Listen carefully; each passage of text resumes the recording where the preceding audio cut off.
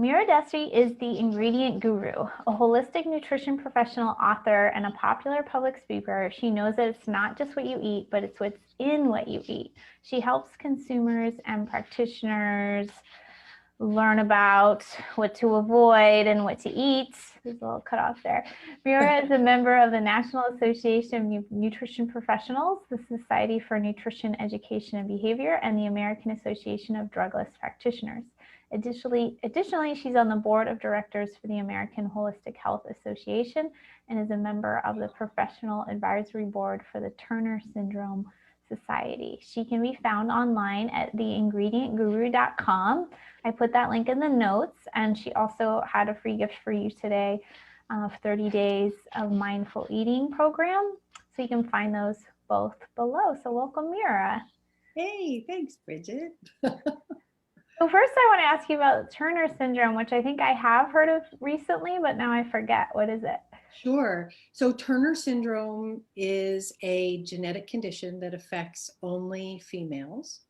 And it is a spectrum type of disorder because there are a lot of different expressions of it. However, it is a particular genetic mutation. People who have this disorder typically tend to be very short of stature, and they have a higher incidence of a wide range of health issues. Shield chest, web neck, they can have heart issues, they have a particular aortic malfunction, they have renal malfunction, higher incidence of diabetes, heart disease, and a higher than average incidence as well of nonverbal learning disorders. Oh, interesting. Okay, so it's genetic. It's pretty rare, I would imagine. It is. It's very rare. Okay. It is not inheritable. It's just one of those fluke mutations. Yeah. Oh, okay, gotcha. They frequently also tend to be infertile. Many of them never get to a point where their body goes into full hormonal health and menstruate and can't have babies. Some of them can, but some of them can't. And they're also diagnosed along a wide spectrum because some of them look like perfectly typical, simply shorter than average people. Others are diagnosed at birth, depending on a number of different factors. And I have been very fortunate to be associated with them for 6 years now and contribute nutrition and health information for them, focusing specifically on how to nourish your body and taking into account the complications of Turner syndrome. Interesting. Okay, good. Well, maybe somebody who needs to hear that now knows about it. So that's perfect. So I know we're going to talk about ingredients today, but that made me think, do you see clients as a coach anymore or not really? I do. So I see clients as a nutrition educator. I do have people that work with me. I still oversee what's going on, but for the one-to-one interaction, they would be working with a coach within my practice. Within your practice. Okay, cool. Okay. So we are going to talk about healthy holiday swaps. Similar to last week, I was talking to Tony about olive oil, and it's like, my audience is pretty knowledgeable for the most part about all things nutrition, frankly. But we all have little blind spots, and I was happy to learn more about olive oil quality and sort of some of the myths versus truth in that industry. And I'm just going to invite you to kind of really up level your conversation too, because I think my audience knows avoid canola oil or certain things, but maybe we'll start out with what are maybe some things that even healthy people may not be realizing, especially this time of year. Here's one of the challenges that I find happens a lot during the holidays. People are really good all year long. They make lots of great choices. And the holidays come and they're like, oh, what the heck? It's the holidays. True. It's like a free pass. Yeah. And so one of the things that really is so challenging is artificial colors. Because it's in sprinkles and it's in candies and they're like, I have to have my candy cane. Yeah. And so that becomes a problem because those artificial colors, as I'm sure everybody knows, are made from petrochemicals, and the impact of that on brain health is really bad. Studies have shown that not only is it bad for people who have attention related disorders, but it can be anxiety provoking or cause imbalance even in people who don't have attention related disorders. Like, it's really bad for neurobiological health. Oh, really interesting. Yeah, I think you think, okay, kids, certain group of kids shouldn't have artificial colors. We might know that, but do we think about it for ourselves? Yeah, even in the For candy cane, and everybody. it has the, yeah. I was sharing recently, I had a concussion almost a couple months ago now, and I can't have like sugar or caffeine hardly at all because my Oh, brain just goes every time. So I kind of can imagine what you're talking about here with, it's kind of like an excitatory molecule, right? Some of these food well, compounds. so yeah, it is, I guess, excitatory, but more than that, what it does is the petrochemicals interfere with receptor sites. Oh, okay. So, we have incidents of, in some cases, aggression, although I think that's a little more rare, but it's more distracted thinking, more anxiety, more overwhelm. And Okay. so that's not a great choice. And one of the things that people also tend to forget is, we think of white as being an absence of color, but when it comes to food, frequently white has blue in it because blue makes white whiter. Oh, oh, that's a good point. Yeah. And Okay. as a matter of fact, at the dry cleaners, when they do whites, they put in bluing. Yeah. Or my hair, I have to use like blue to like make it more fun.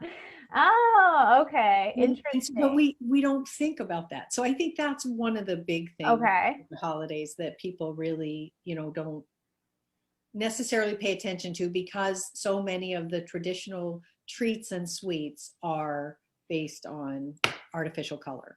Okay. That's a good one. What And else then is and that? then the other thing is just, again, really good, really paying attention, really focusing, and kind of throwing your sugar intake out the window when Okay. it comes to the holidays, because and here's part of the problem. We tend to forget we're so good all year long.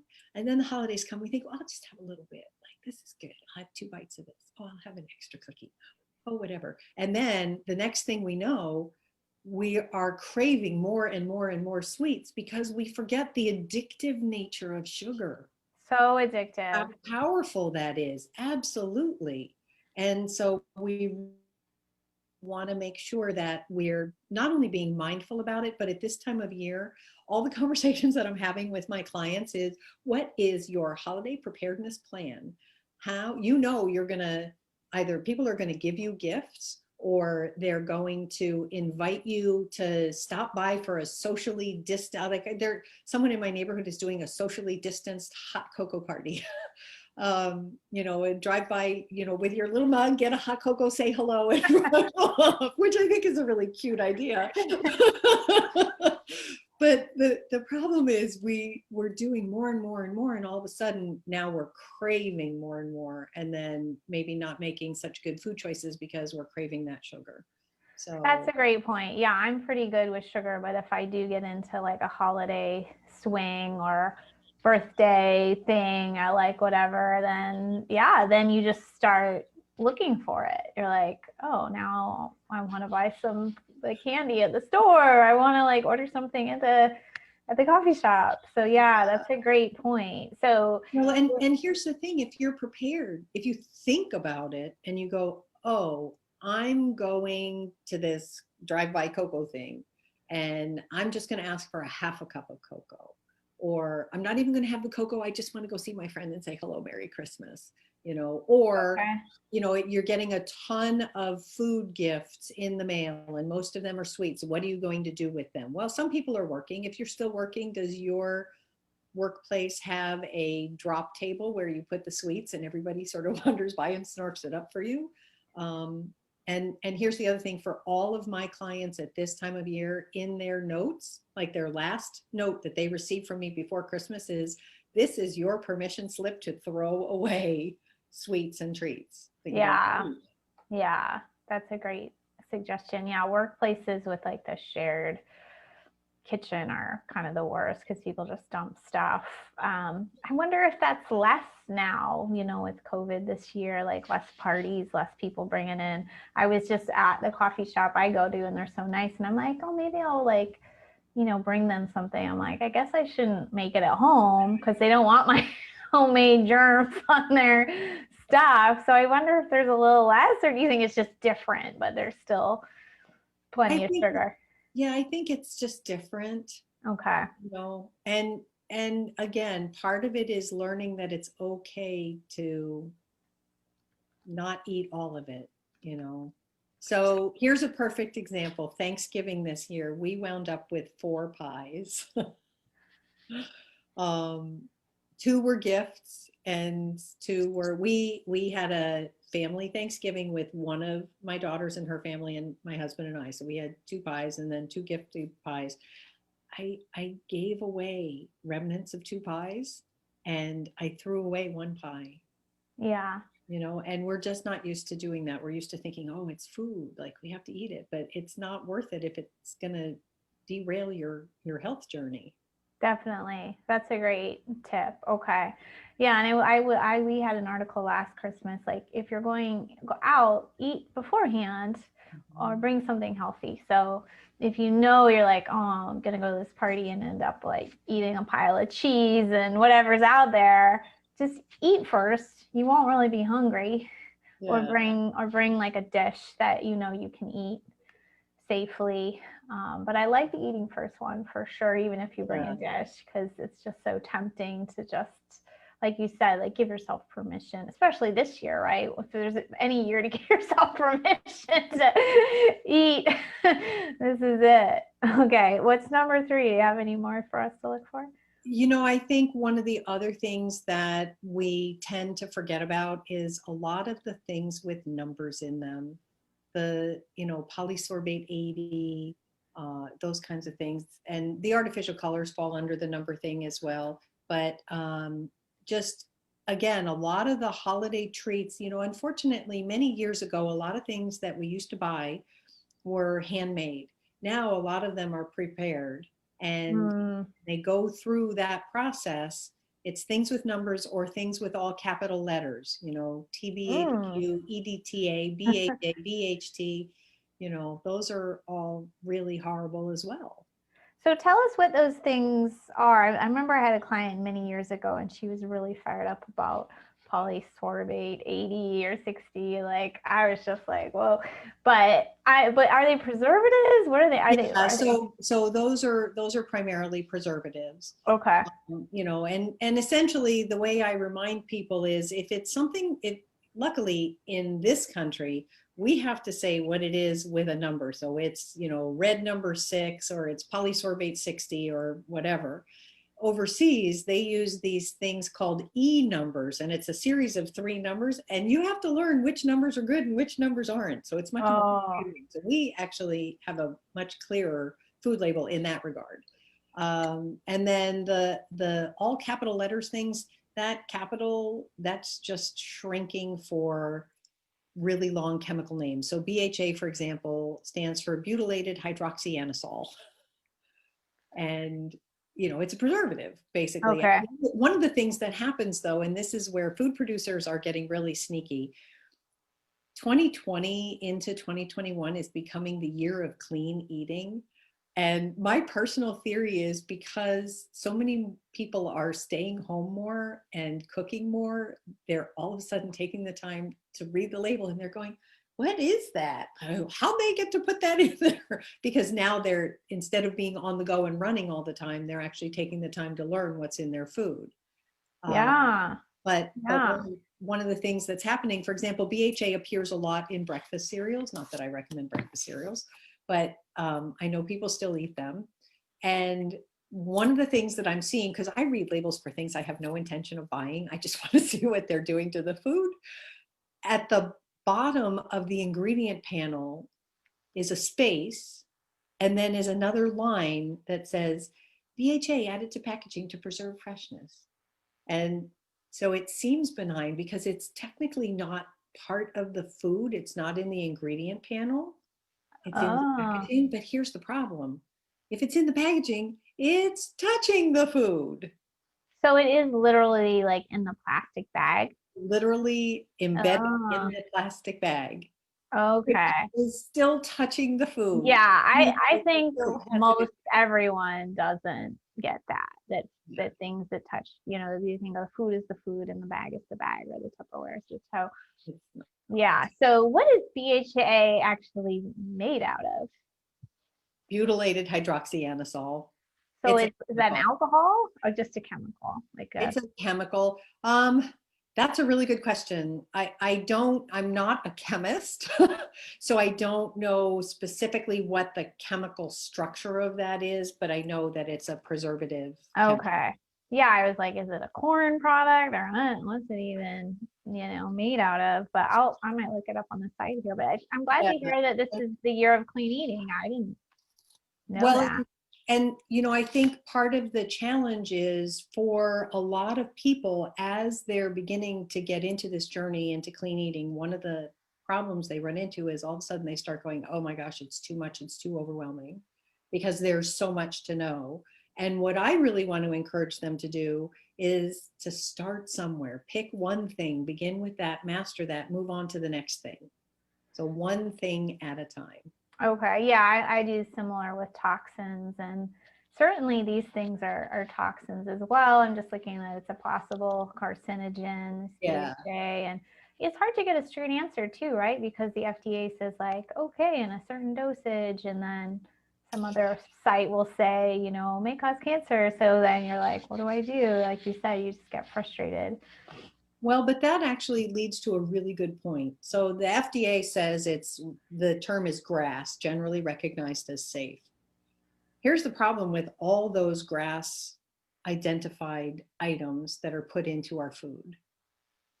Nobody is keeping track of how much you're eating of that particular ingredient. They're just saying in this amount, in this product, it's okay. But how many products do you eat that possibly have that in it?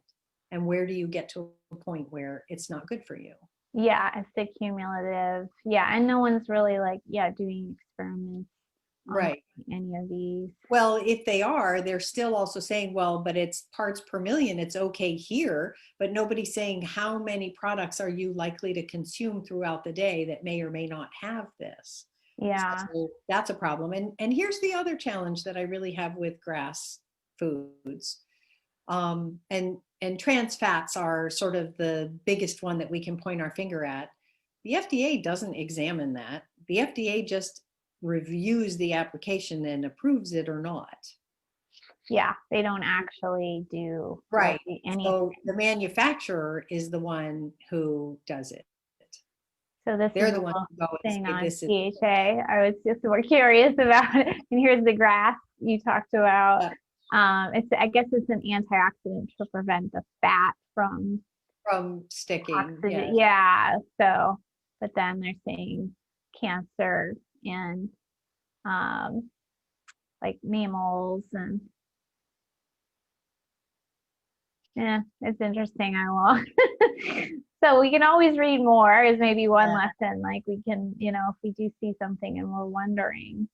Well, and part of the challenge as well is, like you said, they don't make it easy for us to understand, because one of the things that food producers do is they use something called front of package labeling to encourage us to pay attention to the front of the box and not flip it around to look at what's in there. For example, let's pick a cereal because that has BHA in it, and it'll say something like, a full day's vitamin C in some cereal, that they've created, or rich in probiotics or whatever, organic. And they're going to pick all these terms that they know people are really interested in. And they're going to put that on the front. And so you're going to go, oh, wow, that's great. Their hope is you're not going to read the label and then see, oh, but it's got artificial colors. It's got preservatives in it. It possibly has trans fats in it. It has other things. It has, 13 grams of sugar per serving. I mean, there's a lot of different things that we look at that we have to take the time to really stop and see what's going on. And so again, this is where we have to take it step by step. You need to figure out which products you want to get under control before you can't you can't spend 5 hours at the grocery store doing your shopping. So you pick Right. one section and you go for that. And then once you've figured that out, then you can do the rest of it. That's a great point. And I think, like you said about the holidays, we have a past when we might think about just like picking up a pie or something, and yeah, just saying, "Oh, it looks like a nice looking pumpkin pie. I don't look at the back. I'm just gonna bring it to the party."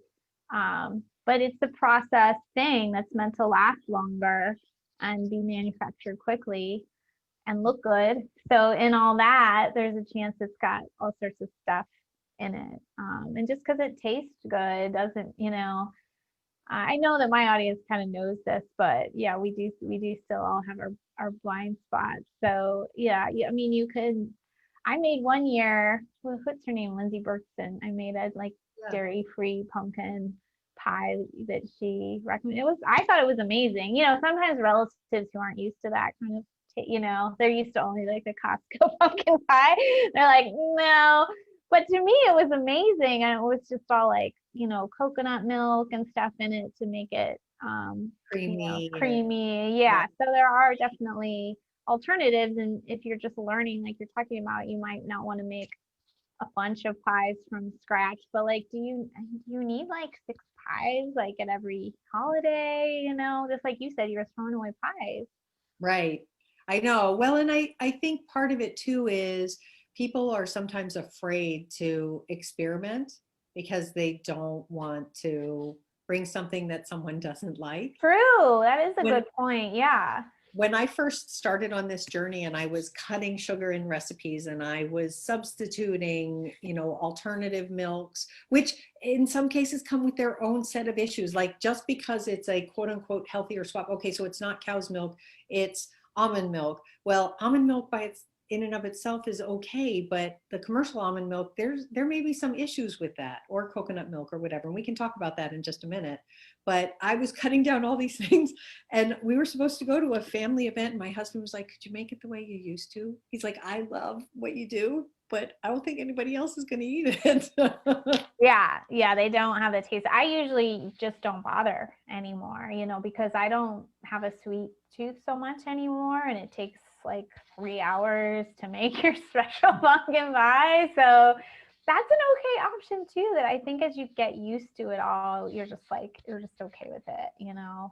Like I'll just pass. If there's a pumpkin pie that's dairy and gluten or made from Costco, I'm just gonna pass. Like I just don't eat it. And I'm probably not going to bring my own because, like you said, people are really going to appreciate it. So I think there's a process. I used to feel badly when I go to visit like my in-laws because I was like, felt like I was high maintenance or whatever. But over time, you're just like, I'll bring a few of my own things. I'll say no to things. Like they're used to it. It's no big deal. And like I get to choose how I want to eat, and they can choose Absolutely. how they want to eat. And that's not really what you're there for in a sense. You're there just for the community. So that was, I know, a learning curve for me when, like you said, when I first got into all this. And for me, part of it too was to learn to not offer to bring something traditional. So for example, I have a recipe for black bean brownies that are amazing. And every time I've served them, when people ask me what's in them, I tell them and they're like, what? There are beans in these brownies? But they're so good and so fudgy that people can't believe that they're gluten-free and dairy-free and made with beans. So they're a high protein brownie. And so don't offer to bring the apple pie or the pumpkin pie or the green bean casserole that everybody wants the traditional way. Bring something else. Say, what about a new food, or can I contribute something that is different on the menu? Yeah, that's a good idea. I have done like the total replacement green bean casserole, but it's still not perfect because it has these like gluten-free fried onions on it and stuff. That can be fun, but I totally get your point because it's not going to be quite the same. So yeah, bring a dish that is a little different. Oh, I was going to say one thing I've brought is like Brussels sprouts with bacon, anything that involves bacon. You might say we shouldn't have bacon, but like at least it's more of a whole food. And then like that's a nice, has flavor, right? So people like that side And dish. people love bacon. And here's the thing, I am not opposed to bacon. My philosophy when it comes to that is to try to get the best quality, you know, roaming, free range pig, well raised that you can. Yeah. The healthier and happier that pig is, the better that bacon is for you. Yeah, and you can get like uncured and sugar-free, and there's a lot of bacons now Right. in the store. Okay, so we talked about a few things to avoid. Anything else you want us to avoid, or you things you want us to like include? Where should we go next? Well, so let's go back to the alternative milks for a second. Oh, sure. People probably wondering. Okay.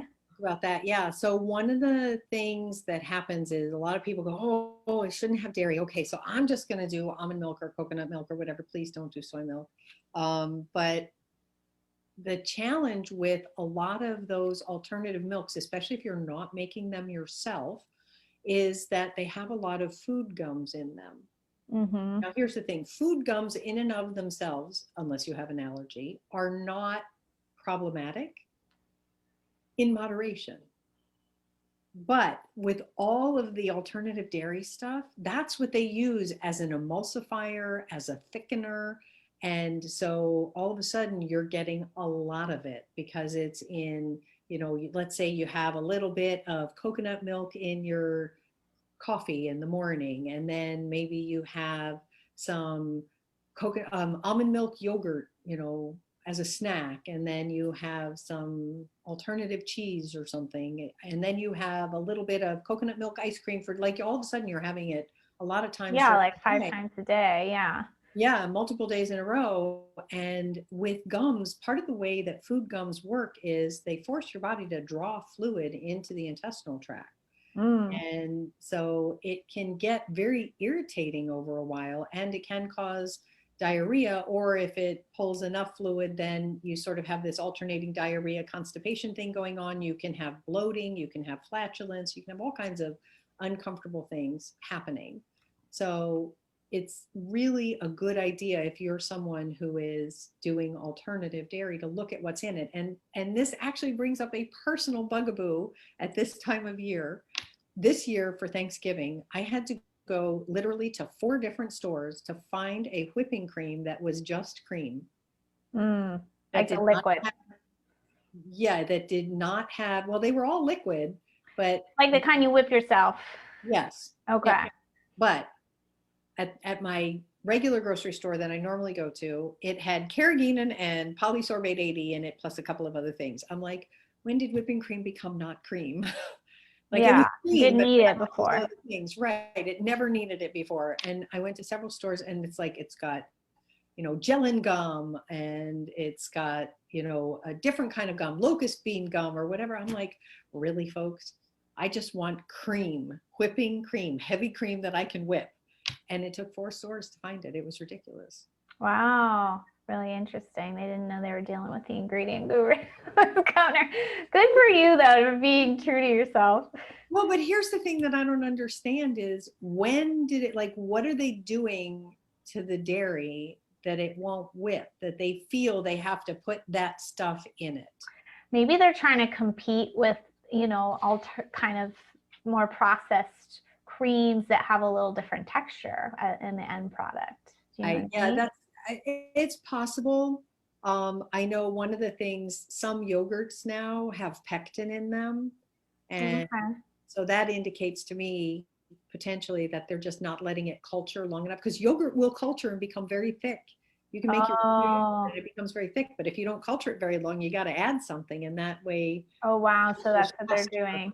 I know I've been really disappointed in a lot of alternative yogurts lately. Like I've found some in the past there, but they just taste so processed and just like they're not really adding anything. So it's just one of those kind of replacement foods when we take out dairy, like you said, but it's like, is it adding anything? I was interviewed recently and I was talking about when I put stuff in my tea, I do like the can of coconut cream from the can section, and you can get the non-BPA lining, and then it's just pure. So it doesn't, if you buy the coconut creamer, it has a lot of stuff in it.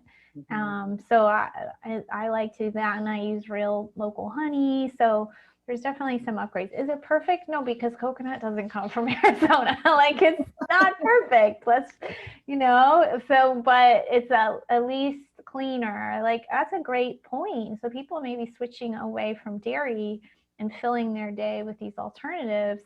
And then they're wondering, well, why am I still bloated or having this IBS issue? So that's so fascinating. There's one particular ingredient that is used that way as an emulsifier that you need to watch out for. It appears in almost every aisle of the grocery store, including the pharmacy. Carrageenan. Really, really nasty ingredient. So it is made from red seaweed. We always hear, oh, seaweed is good for you. Well, that would be the browns and greens, not the red. And Carrageenan it's apparently it must be super cheap because everybody uses it. As a matter of fact, it's kind of funny. At one point I was speaking at a conference and I was talking about gut health and inflammation and ingredients. And I wanted to list every single company that I could find that had at least one ingredient that was made, or one food stuff that was made with Carrageenan in it. I ran out of room on my slide. It got so small, I'm like, they won't be able to read it. Oh my God. I think I had 90 something business names on the slide. It was crazy how much stuff. It's in lunch meat. It is in dairy products. It is in packaged goods. It is in pharmaceutical. The capsules. Capsules, yeah. And it's really bad. And I just have so many clients that I have worked with over the years that, it's not really clear that it's not good for you. And so this one particular person was eating a particular product and then didn't realize that the formulation had changed. And it wasn't until she came to me, she's like, I don't understand what's going on. I haven't changed my diet. I was doing so well. And now all my stomach bloating and everything's back. I'm like, all right, we're going back to basics. Start reading all your labels again. And she found it. She removed it. And within a week, her bloating was gone again. Wow.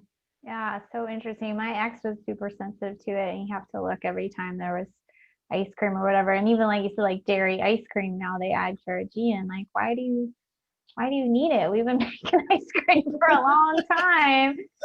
And now our milk is very processed and stuff too. So that's a different issue. Margie is asking earlier, you said, please not soy milk. So I'll let you explain why you're not a fan. Sure. So there's a couple of different reasons why I am not a fan of soy milk. And I will start by saying, I know a lot of people are like, oh, because the whole China project thing, China study, they're like, oh, but the Asians eat so much soy and they're much healthier than we are. Well, guess what? They eat less than we do. At this point, we eat way more than they do because we've turned it into so many different products.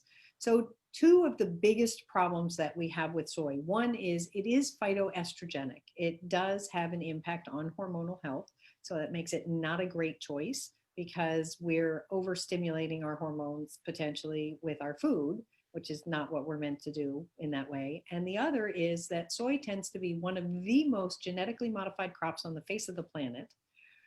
And regardless of how you feel about genetic modification, whether you think it's a good idea or not, the challenge is all of those GMO foods are typically tend to be modified so that they can take excessively heavy applications of glyphosate or Roundup.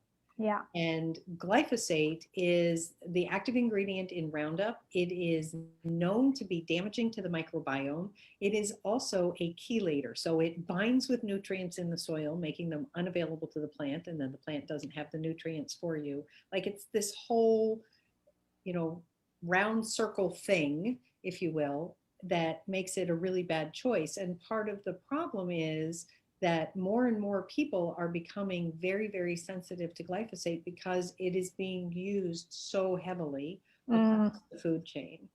It is. And even if you think, well, I mostly have organic or don't eat out, it's in your water supply. It lands on food, even that's organic. So it's very pervasive. We test for it and we see it. So yeah, that's a great point. So yeah, we could talk about soy for a whole episode for sure. I'll occasionally, maybe twice a month, have tofu when I'm out, but like maybe even once a month. But it's not like all the time, So I think that's the biggest thing too, to be conscious of, because we can again use it as a replacement, and it's in bars and milks. It's in a lot of bars, actually, a lot of like, Right. I read the labels on all those.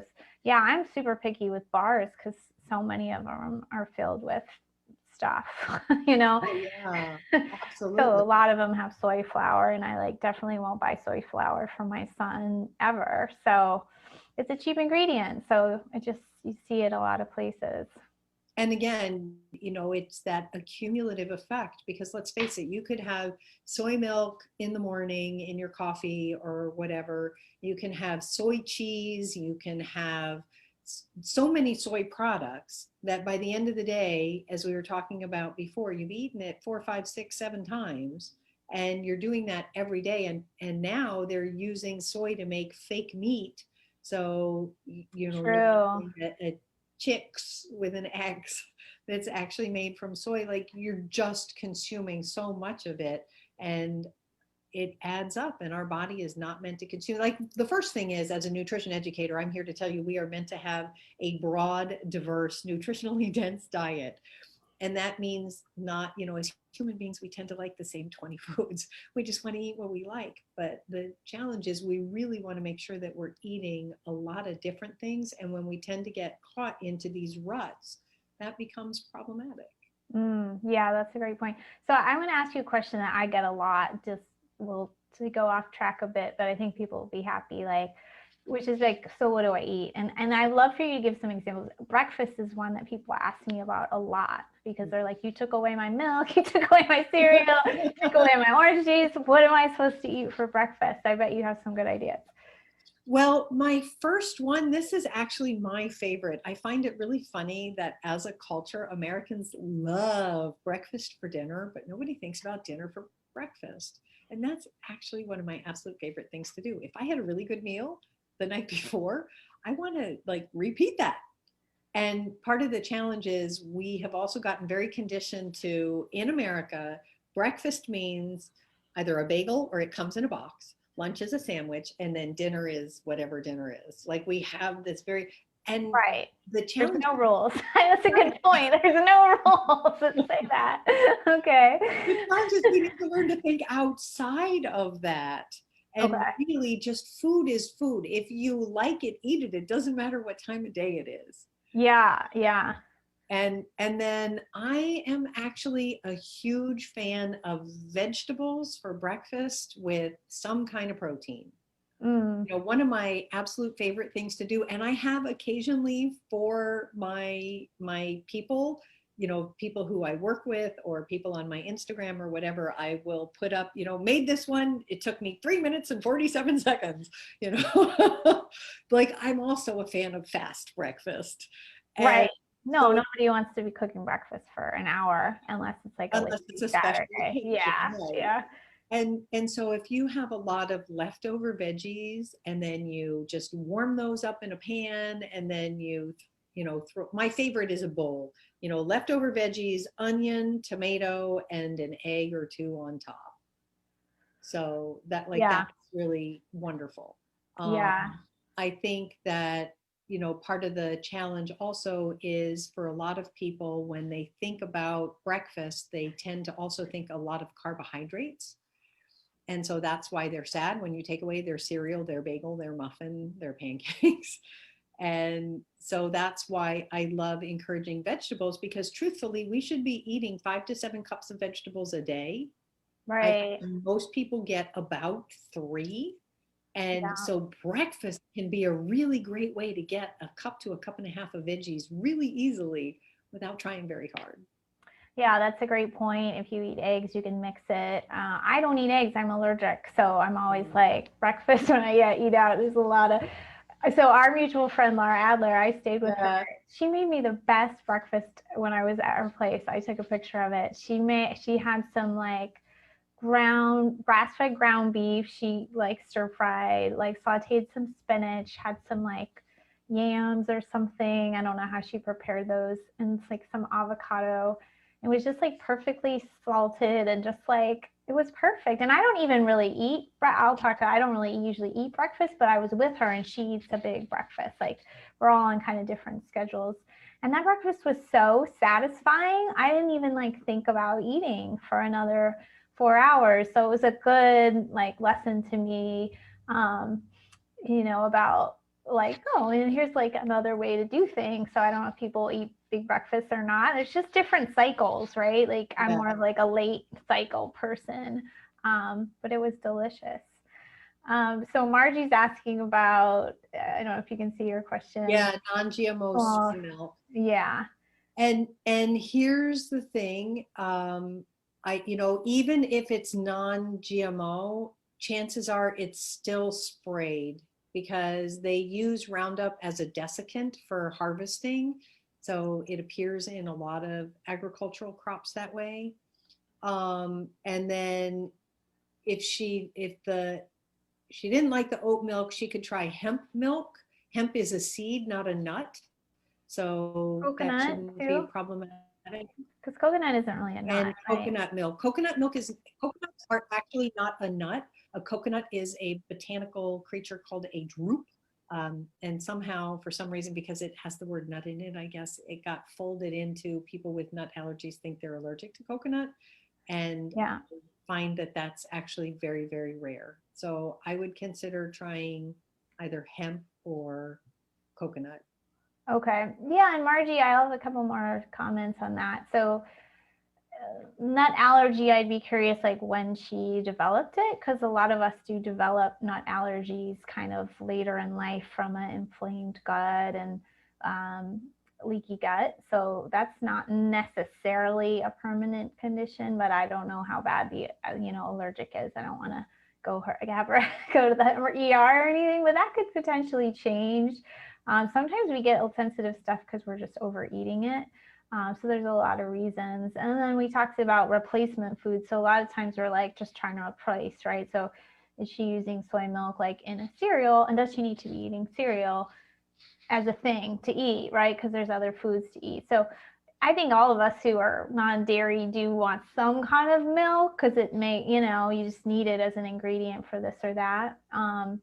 But yeah, I think if she's having a lot of it or using it to still kind of fulfill a traditional American diet, that's something that you could kind of play around with for sure.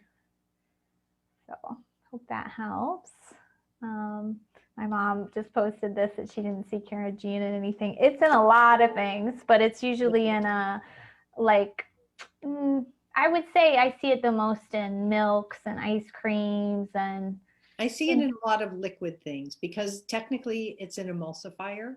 So it keeps things from separating. Yeah, that's usually what it's in. Awesome. I think we covered a lot of fun stuff today. Well, I want to ask you a question because you said you guys do coaching. I'm sure you could see people for all sorts of things, but I wonder like the most common complaints or results people get with you guys. Yeah, absolutely. So my focus, my specialization is on chemical cleanup and gut health. Okay. And so, I would love to share because I actually have a success story that I'm so excited about. Yeah, share. I'm going to share some of your screens while you do it. Just keep talking. Okay. So my personal story is that I actually used to be in a very different field. I was a database administrator for an international research firm, and I got very, very sick, wound up being diagnosed with a number of different autoimmune disorders, ulcerative colitis being my primary. And 16 years later, I just had a colonoscopy last October, and my gastroenterologist has informed me that I am in complete remission. Oh, awesome. Entire colon, yes. And so I want to share that in part because it's my story and I'm very excited about it, but also because it highlights the power of food.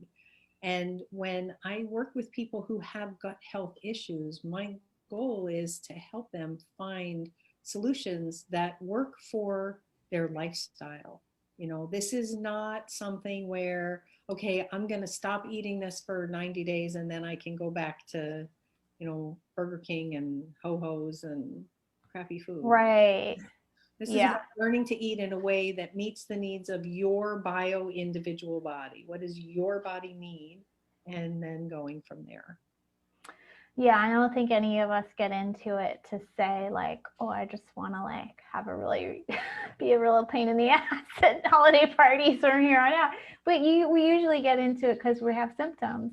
We want something to change, and we know food is a powerful tool. And I love that you're shedding light on these additives that, yeah, even within the health food world, if it's meat replacement or dairy replacement or whatever it is, we can still have some of these same ingredients in there. So that's a great story. I shared your site for a minute. Let me share your free gift too. Yeah.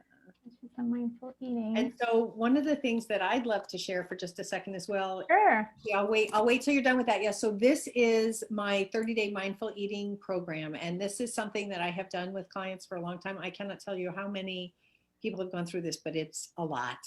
And essentially what happens, you get an email every day for 30 days. It takes about 5 minutes. There's a tiny little prompt and then a journal, question, and you journal it. It's about helping you understand your relationship with food, because somehow, we go to school, we learn how to read, how to write, how to do other things academically. We learn life skills. Nobody ever teaches us how to connect how we feel and how our bodies work to how we eat. We just eat. Yeah.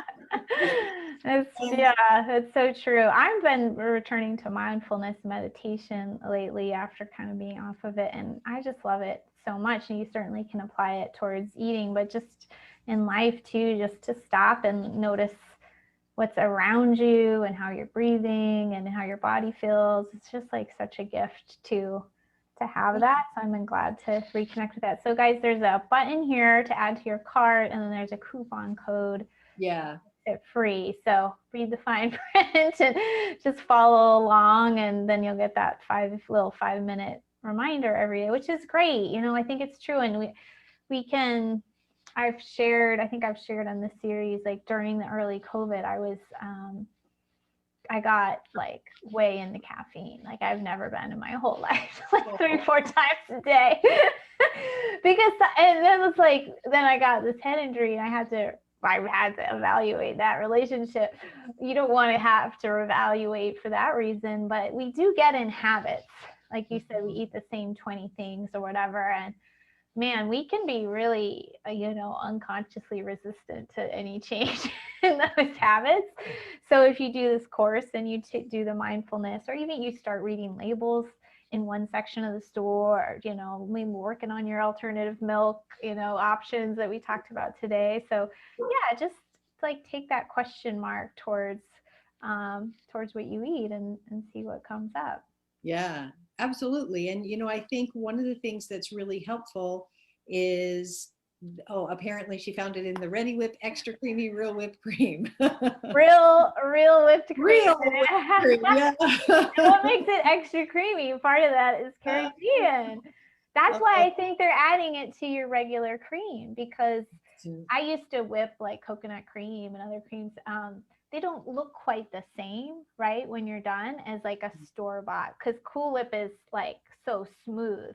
Yeah. And can stay in like a shape for like a long so time. You know what the tip is for that? Yeah, tell us. If you're taking a can of just 100% coconut milk with the cream that you're whipping to turn into your own cream, if you add like a teaspoon of gelatin, like the good gelatin, it will actually help it hold its form a little bit better. Okay. So if it's a good clean brand of gelatin, yes, good clean brand of gelatin. Like, I don't know who your favorite brand is, but there are several out there where I'm not talking like Jello. I'm talking real. What's that brand called? Great Lakes or something like? Great Lakes is a good one. Vital Protein is a good one. Further Food is a good one. Like those are all really good ones. That I used to buy that Great Lakes all the time. So some of them will make your stuff jello-like, and some yeah. of them Right. won't. So it's collagen peptides versus gelatin. So the Okay. collagen peptides are good to like throw in a smoothie or things like that because you're adding that protein, and collagen is very supportive to the epithelial layer as well as to connective tissue and that kind of thing. But gelatin actually gels. It becomes solid. Right. Actually, if you use something like I said, Great Lakes is a good one. There's several others out there as well. You can make your own gummies. Remember when Jello used to talk about making your own gummies? Well, you can do it yourself. Yeah, I've seen recipes. I think I meant to do that with my own son, and I just never really got around to it. But yeah, you can make little like vitamin C ones and stuff. So Yeah, this absolutely. It's so could much be fun. fun. It's really Bring good. that to Christmas. Bring your homemade gummy candy. Well, Mira, I have to go to another call, but I've so enjoyed Can talking I about just all. share one quick Yes, thing? I go just for want it. to, so this is my book, The Pantry Principle, How to Read the Label and Understand What's Really in Your Food. There's a hyphen in mindful gift. Margie said it didn't work. It should be mindful hyphen gift. The Pantry Principle is on Amazon, and there's an ebook or a print copy, but it talks all about what's in our food and on the label. And so in the coupon code, yeah, mindful. Yeah, but there's a hyphen in it. Dash gift. Is that what you mean? Yes. Okay. Yes, mindful dash gift. Okay, yeah, that's for the checkout code. I was gonna ask because I didn't know you had that book. What's that? Oh, sorry, she said that didn't work either. I will double check that with my assistant. That should work. Here, I'll just put the main one back in here, and yeah. I'm glad you have a book. I actually didn't know if you had a book, but how helpful to, as we learn this stuff, to be a good gift for someone at Christmas to get somebody that book who's on the health journey, because this is a real specialty that Mira has that not many people do. So it's pretty awesome. Let me see. I'm just trying the coupon code. See if I can. Oh, I'm sending her a message. I don't understand what happened because it was working. It didn't work for me either. Well, now we find out about all these little things as we go. But I'm sure this page is right, so there just must be something. Yes, keep the page. Keep the page. I will. Get it fixed for you guys right now. Yeah. And then we will. And then she's got a bunch of other like fun freebies on her main site too, if you want to. And then just check back here later. Thank you, Margie, for pointing that out. Yes, thank you, because I would not have known if you didn't tell me it was working last time. So. Such is the online world. Well, thank you again, and thanks for everyone who attended and asked us some great questions. I think we're taking 2 weeks off because both of the holidays are kind of, coming up the next 2 weeks, and then we'll be back in the new year. Thanks, everybody. Great. All right.